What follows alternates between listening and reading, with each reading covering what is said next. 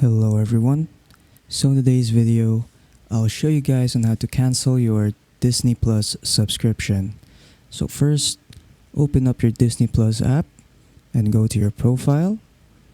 Then once you're there, click on My Space, go to account settings, and then as you can see here, there will be a button right here that says cancel. Click on cancel, then it will say there, are you sure you want to cancel?